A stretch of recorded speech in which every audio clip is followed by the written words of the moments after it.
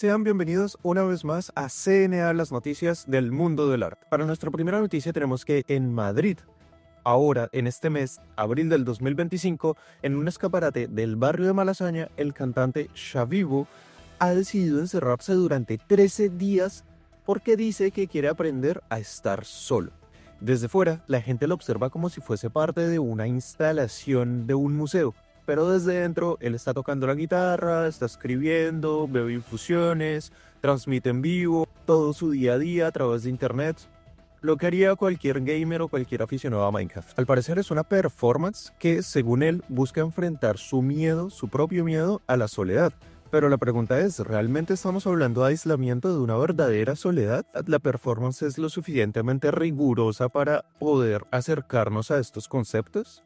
Porque si miramos atrás, no mucho más allá de hace 4 años, recordamos que en el 2020 fue el año en el que, de una u otra forma, todos aprendimos a estar solos.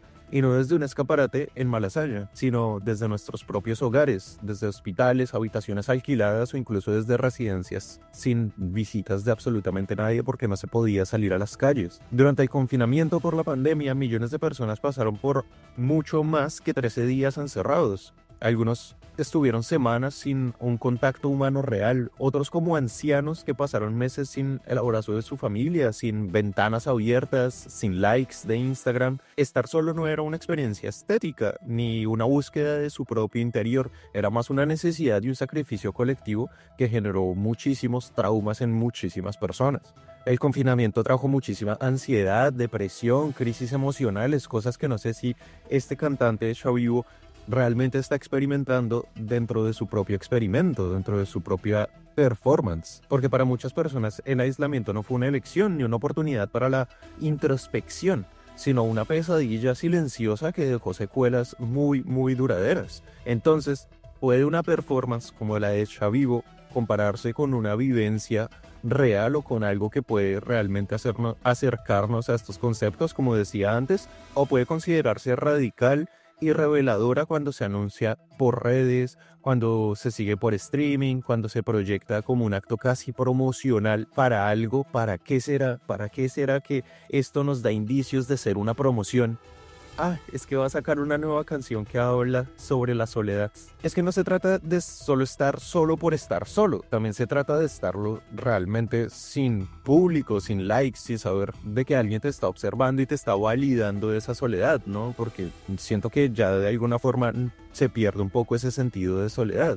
Cuando alguien se da cuenta de tu existencia y se da cuenta de que estás ahí, ya no se siente esa soledad introspectiva, ¿no? Esa soledad en la que, aunque estás con miles de personas alrededor, estás encerrado en tu mundo, en tu bolita, y te sientes inexistente. Sientes que nadie se da cuenta de tu propia presencia en el mundo y que no vales absolutamente nada. Siento que esa es la soledad que debería demostrarse cuando las otras personas están alrededor tuyo, pero a este tipo todos vienen a mirarlo, a molestarlo, a dibujarlo, a interactuar con él, a interactuar con este escaparate, y siento que ahí pierde ya un poco ese sentido de soledad, porque todos están dándose cuenta de su existencia y todos saben que él existe y tiene una validación. Digamos que para poner este performance en perspectiva, basta solo con mirar artistas de un poco más atrás y tenemos a Teixeira, no sé si lo estoy pronunciando bien.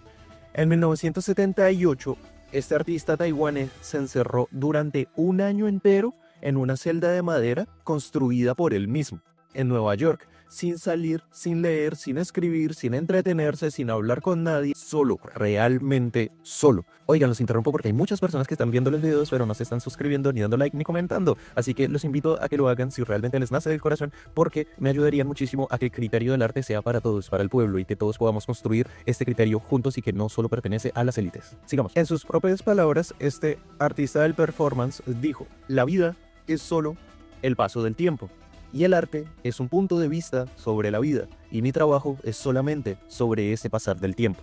En su obra no busca espectáculo ni empatía, no había nadie mirando día a día, no era una acción editada para historias, era una reflexión extrema sobre lo que significaba existir sin distracciones, sobre el tiempo y experiencia cruda y pura. En comparación, los 13 días con Xiaoyu pueden parecer largos para alguien acostumbrado al ruido, a las redes sociales, a que lo miren, al espectáculo, a la validación constante, pero dentro de un marco de experimentos artísticos e incluso desde el estudio del comportamiento, desde la propia psicología, 13 días siento que apenas rozan la superficie del verdadero aislamiento. ¿Duele? Posiblemente duele. ¿Es necesario reflexionar sobre la soledad? Pues claro que sí es necesario reflexionar sobre la soledad, pero reducir esa conversación a una vitrina transmitida en tiempo real puede acabar simplificando un tema que realmente es muchísimo más complejo y profundo. Además, Xiaoyu va a abandonar este espacio el día 15 de abril, saliendo de este escaparate con el respaldo de toda una comunidad que lo espera afuera, que lo está apoyando, que lo estaba siguiendo, que lo estaba mirando. Entonces, ¿dónde queda esa real introspección de la soledad? ¿Dónde queda ese real aprendizaje de lo que es estar solo cuando sales y hay miles de personas afuera esperándote? Es algo que choca un poco con el concepto y cómo está llevado este experimento. Entonces díganme ustedes qué opinan sobre este experimento y si de verdad a ustedes les parece, si lo vieron y si estaban conmocionados por este movimiento. Me gustaría saberlo en comentarios. Para nuestra segunda noticia tenemos al Museo de Bellas Artes de Badajoz, que se llama el MUBA, con una exposición de un artista que ha inspirado generaciones, que ha inspirado mi obra también, que ha inspirado la obra de muchísimas personas, y es Francisco de Goya. La exposición se llama Mujeres de Goya, vicios y virtudes de la sociedad de su época, y reúne 92 grabados que no solo son obras de arte, sino son pequeños relatos visuales, duros, directos y a veces irónicos, pero siempre llenos de muchísima verdad. En ellos, Goya pone el foco en la figura de la mujer, en una época donde la mujer era muchas veces sinónimo de sufrimiento, injusticia y silencio. En sus series más conocidas como Los Caprichos, Los Desastres de la Guerra, La Tauromaquia y Los Disparates, Goya denuncia cosas que en su tiempo eran tabú: la prostitución forzada, los matrimonios arreglados, la violencia doméstica, la brujería usada como excusa para el control social. Todo eso lo vemos reflejado en escenas que pueden parecer exageradas, grotescas, pero que escondían una crítica muy fuerte y feroz en una sociedad profundamente desigual. Lo más potente es que Goya no señalaba a la mujer como culpable, sino como víctima. En muchos de esos grabados, ellas aparecen atrapadas en situaciones que no eligieron para estar ahí, manipuladas por hombres, instituciones o creencias. Goya las defendía sin necesidad de discursos profundamente largos, solo con tinta, papel y una mirada sin miedo. Pues hay que entender que Goya, que vivió en carne propia todos estos conflictos, fue el pintor también de reyes, pero también testigo de guerras, de censura, de represión y de enfermedades. A los 46 años también quedó sordo, lo que lo aisló muchísimo del mundo. Hablando de aislamiento, aquí está una de las pruebas de un aislamiento real que llevó a la creación de obra y a la creación y expresión de su propia soledad, por lo que su obra se vuelve muchísimo más oscura, más crítica, y ya no pintaba para agradar probablemente a los reyes o al público de los reyes, sino para sacudir, como Los Caprichos, por ejemplo.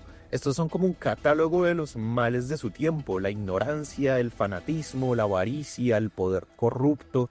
Todo eso está ahí plasmado, implícita y explícitamente. Esta es una joya, realmente una joya, que parte de una colección permanente y permite que más gente se acerque a Goya y que más gente conozca a este increíble y magnífico artista.